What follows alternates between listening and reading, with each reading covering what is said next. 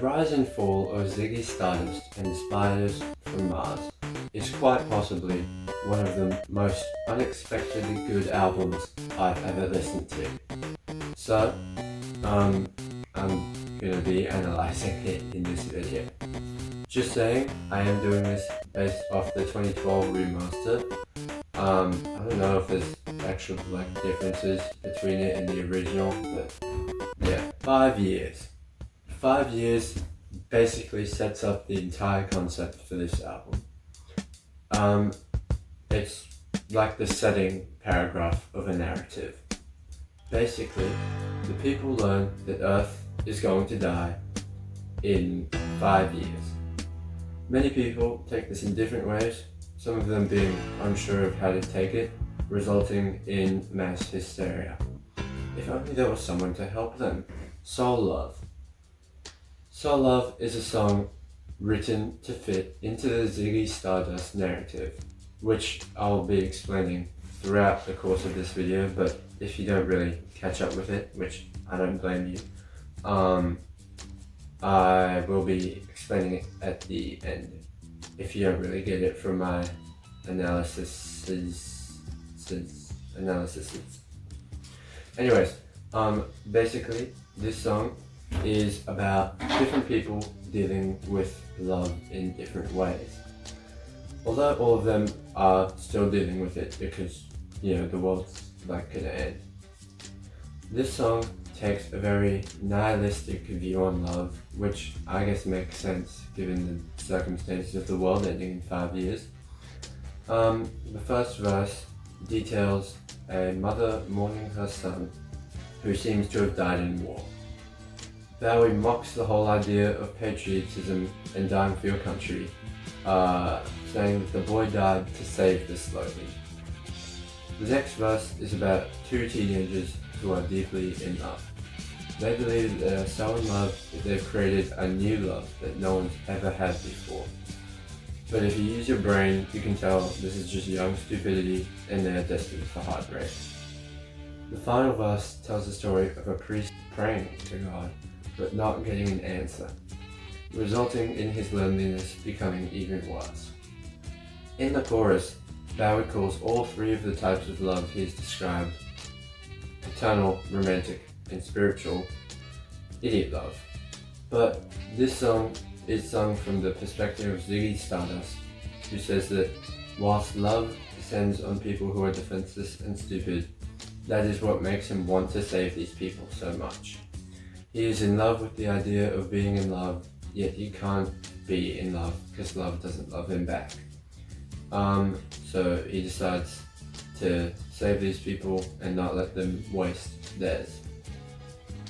Yeah, it's a really good song. Yeah. Moonage Daydream is freaking fire, dude. Oh my goodness gracious. This song is when our titular protagonist is unveiled to us. The song serves as the introduction to Ziggy Stardust. Ziggy Stardust is David Bowie's alter ego, an alien rock star come to save planet Earth from impending doom. Ziggy was born out of religion, romance, sexual freedom, rebellion, and passion. Through this song, Bowie shows us how he feels about the world. Some lines show us Ziggy's attempt at finding happiness in the sterile, emotionless world. The line, "The Church of Man, love is such a holy place to be," seems to be talking about making a church for ourselves through loving one another, which is reinforced by the second meaning to this lyric. Because if you take all the punctuation out, which is 2 commas, you get "the Church of Man love is such a holy place to be." Basically saying that he endorses homosexuality and that we should all love each other regardless. Basically, yeah, Ziggy's telling us to love one another. This is another great song, and the solo at the end is so freaking fire. Oh my goodness, David Bowie, have my babies. I think at this point, everybody who has the TikTok app has heard the chorus to Starman. This song is not from the perspective of Ziggy Stardust, but rather a human being from the planet Earth. He says that he heard Ziggy's music at night.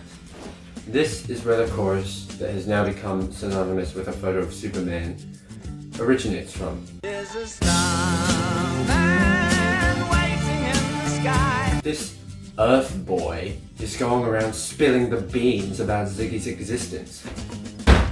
The third line of the previous song, Moonish Daydream, is Ziggy speaking to this Earthling, telling him to keep his mouth shut because he doesn't want to scare the people of Earth or cause something bad to happen. Ziggy is lonely and he envies the love that these humans are capable of, which is where the line, "He's told us not to blow it because he thinks it's all worthwhile," comes from. If you have heard the chorus to this song on TikTok and you still need me to tell you that this song is good, there is something wrong with you. It Ain't Easy is a description of Ziggy's goals. When he's up on a mountaintop looking out across the sea, it seems so easy for him to achieve all the goals he wants to put in place in order to save Earth and its people. But then he jumps down to the towns and he sees all the problems accumulating, and in fact all he sees is problems. It's really not going to be easy for Ziggy to achieve his goals. The song's great though. Lady Stardust is a song about Ziggy Stardust and also Mark Bolan, who was one of David Bowie's biggest rock idols. The song explores Ziggy's androgyny. The first verse shows that visually, people judged Ziggy before he even began performing his songs. The narrator says that his songs are disrespectful due to his prejudgment. This opinion changes throughout the song, as in the chorus, the narrator says that even though Ziggy is a glam rock star and he's androgynous, his music is good and the band is together, so Ziggy's alright. The next verse says that Ziggy's music was so good it could get femme fatales, who are women that use their beauty to manipulate men, to stop and see who was playing. The next line after the line about femme fatales says that boys were also interested in Ziggy, further referencing his androgyny and bisexuality. Pretty much everything I said in this section about Ziggy, like for this song about Ziggy, can also be applied to Mark Bolan, who was Bowie's idol, as I already said. But this is another great song. I don't really have much to say. All the songs are fantastic. Yeah. Unfortunately though, this album is called The Rise and Fall of Ziggy Stardust and the Spiders from Mars. And since we've just been introduced to the rise, we might as well have the fall. Star gives us a look into Ziggy's mind and how he decided to become a rock and roll star. He sees all the problems going on in the world, and he thinks that if he comes to this planet as a rock and roll star, he can change the people's views through his music to fix what's wrong with this world. He also thinks it'd be really cool and fun to be a rock and roll star. Even just doing normal everyday tasks, but being a rock and roll star would be cool. However, while at first he was doing it to save the people and their views, he started to think about the fame and the riches and how badly he wants it. Which leads directly into the next song, Hang On To Yourself. The Spiders from Mars, Ziggy's band, see that Ziggy is getting caught up with all the stuff fame has brought him. In particular, the first verse is sung by Ziggy. He talks about him having sex with a fan. This fan was with him not for the money, but just out of pure admiration of him and his music. The chorus to the song is the Spiders telling Ziggy that he has to hang on to himself and remind himself of why he's doing this if he really wants to save the planet and its people. Ziggy Stardust, believe it or not, is a song about Ziggy Stardust. It's sung from the perspective of his band, Spiders from Mars. The band members were jealous of Ziggy's stardom, and none of them were remotely as popular as Ziggy was. that went from the Spiders from Mars to just Ziggy's band. This built up resentment, and due to this resentment, the band members cut off Ziggy, breaking up the band. If you remember, anyways, one of the earlier songs was talking about Ziggy being alright because the band was together. So, what happens now? Anyways, Ziggy became egotistical and self-loving, obsessed with the fame and what comes with it, which just agitated the band members even further. Ziggy's new egotistical self had forgotten why he was doing all of this, showing that he had failed to heed his band members' warnings and hang on to himself. Even though they hated Ziggy, they still admit that he was a really good singer and he could play the guitar well, very well, really well. That's what I wrote in the script, actually. Suffragette City is a song about Ziggy becoming basically spineless due to his need for sex. The first part of the first verse details our protagonist being into a girl. The second part is Ziggy complaining that she is basically ruining his life with all of her requests on his time. But he puts up with it because she has sex with him, I guess. This girl is controlling Ziggy's life with sex.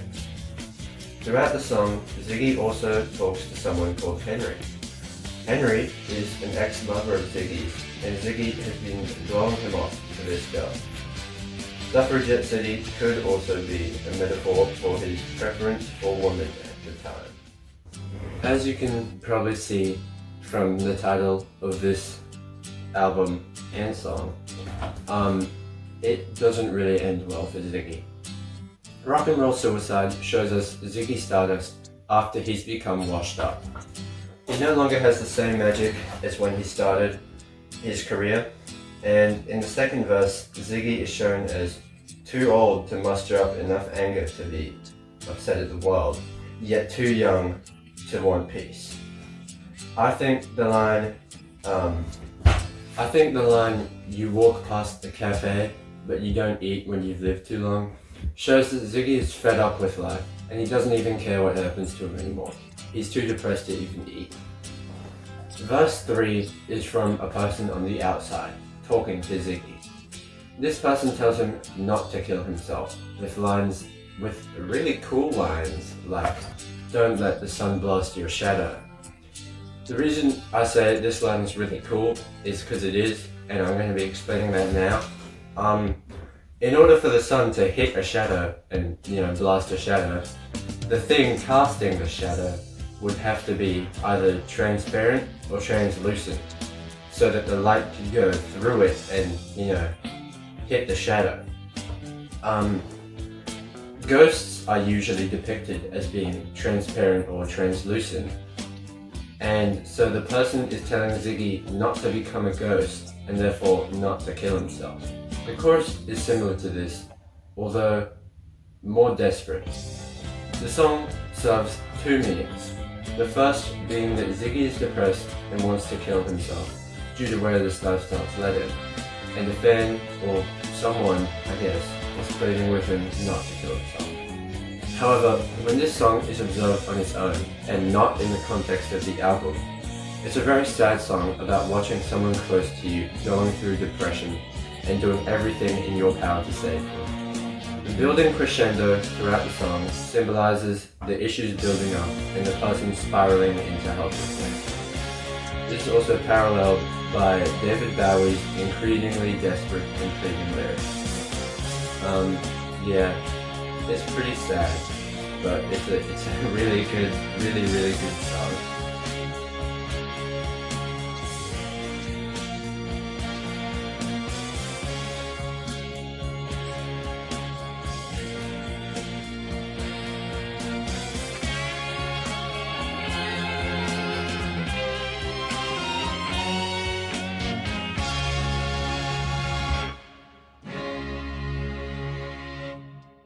So now that I've summarized and analyzed all the songs, I'm basically going to give you the short version of the overarching story of this album.